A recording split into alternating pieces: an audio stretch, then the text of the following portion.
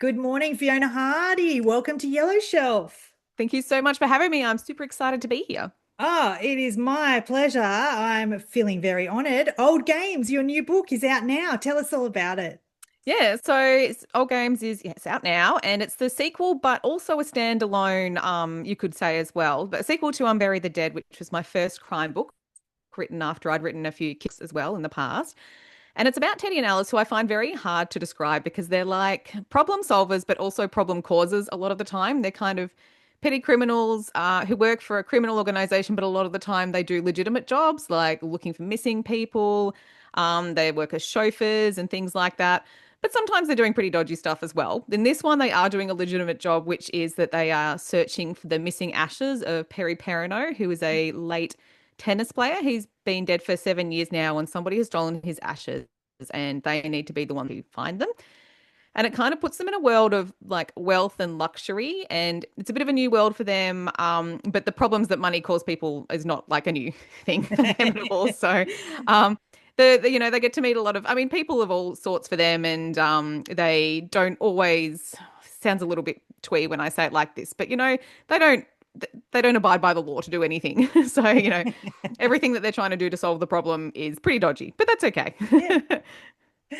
Yeah. You mentioned your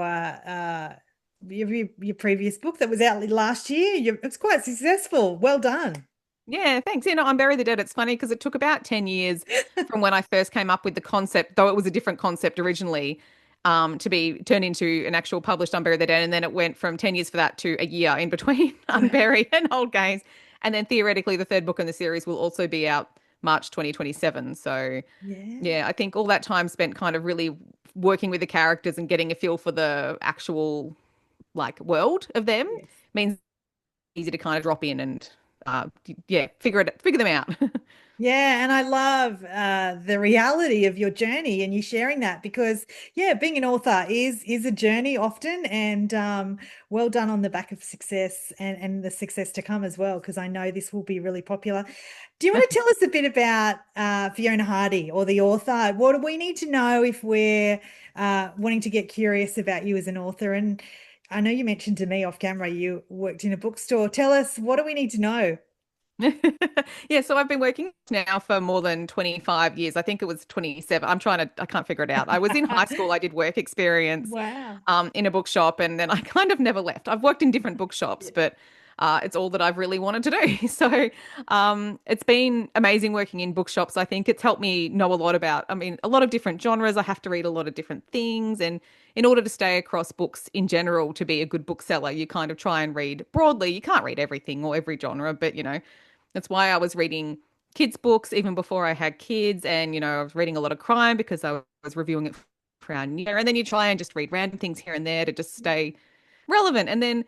But the more you read, like it's such an education to figure out, how to be a good writer, what works, what doesn't. And then also realizing the real truth that like what works for one person doesn't work for another. So Yeah.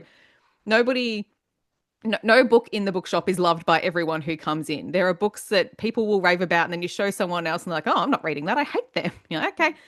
Which is, I think, a really helpful thing to actually know about Yes. yourself as a writer, that not everybody will love your book. And you just have to keep, even when you're trying to become a writer, you just have to keep trying because somebody out there will always love your book. So, yeah, I'd actually been writing my whole life. I remember being in primary school and writing books about all of my dogs and my friends' dogs and stories about everything else happening around us. And what I didn't realize was fanfic about, TV shows because I didn't know what fanfic was in like the 90s because there was no internet. Yeah. Um, and so I've been writing a long time, but it took until I bothered to really put myself out there and actually start entering competitions when I was in my 30s before I actually got anywhere. So, yeah, originally I got shortlisted for the text prize for my first Mm. kids book, which was then called Rosebud and eventually How to Make a Movie in 12 Days. Yes. And the shortlisting for that, I didn't win, but it kind of got me in front of an agent. And then I progressed to getting many rejections. And then beyond that, finally accepted by my wonderful publishers at a firm press who have published all of my kids' books and then also my crime books as well.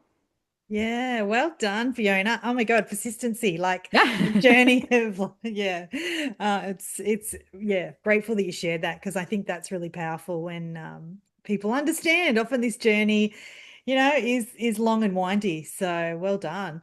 Fiona, if we're curious about your newest book or your old books, because I was looking at my kids are now teenagers, but I was looking at all your kids' books and I was looking, yeah, you've got so many reasons to be curious about you as an author. Point us in the direction. How do we get curious? How do we connect with old games? Yeah, so old games, it's definitely been able to be found at all bookshops everywhere, well, hopefully. Yeah. And your local library. And my kids' books are more for kind of 9 to 12, I'd say. They're set in grade six. So, if you've got kids that are, probably like they're a little bit long. I'm somebody who, why use 1,000 words when 10,000 words would do. So they're longer books for kids. Yeah. But yeah, and they're also standalone books while also being in a series. So they're for older, upper primary. Yep. And then, yeah, so I'd say Unbury the Dead and Old Games are both for they're kind of cozy crime adjacent in that I don't want any of my readers to be too traumatized because I don't really enjoy reading traumatic books anymore in our current traumatic real world that we Yeah. live in. Um, but I mean, they're still a bit gritty, so I don't want you to think that everything's going to be really lovely Cozy. Yeah. for readers of that. Things aren't super nice and they do get a little bit violent, but yeah, and the covers make them, I think, look a little bit grittier than they are because I try to make a lot of jokes as well. But it's a weird thing to say about yourself as a writer that you think you're funny. I don't know. Well, look, the audience need to get curious about this. I'll put in the show notes how to connect with you, how to connect with your previous work. I would love to have you back for the next book published next Great. year, but please enjoy this journey of old games. Well done. Thank you so much. Thanks for joining us.